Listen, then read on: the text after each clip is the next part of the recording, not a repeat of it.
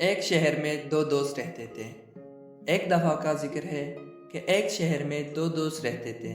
ایک کا نام احمد تھا اور ایک کا نام شہریار۔ دونوں اچھی زندگی بسر کر رہے تھے، لیکن شہریار امیر تھا۔ اس کے پاس 12 مرغیاں تھے جو سونے کا انڈا دیتے تھے۔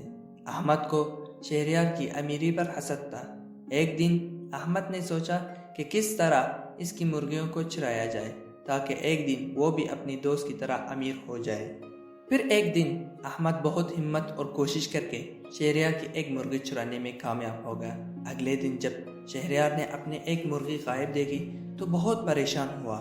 اس نے اپنے ارد گرد محلے کے لوگوں سے معلوم کرنے کی کوشش کی، مگر کسی کو بھی پتہ نہ تھا کہ شہریار کی مرغی کس نے چرائی ہے۔ اگلے روز رات کو پھر یہی ہوا اور اب شہریار کی 12 میں سے 10 مرغیاں رہ گئی تھی۔ شہریار کے ذہن میں ایک آئیڈیا آیا۔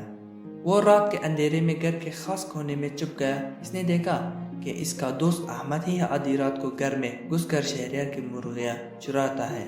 شہریار یہ دیکھ کر بہت حیران بھی ہوا اور مایوس بھی کہ اس کا اپنا دوست ہی اس کی خوشیوں میں ڈاکہ ڈال رہا ہے۔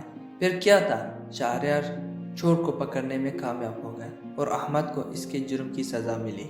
احمد کے ہاتھ سزا کے طور پر کاٹ دیے گئے۔ احمد اپنی غلطی پر بہت نادام تھا اور شہر کے باقی لوگ بھی اس سے عبرت حاصل کر رہے تھے۔ پیارے دوستو، ہر ہاتھ ملانے والا شخص دوست نہیں ہوتا۔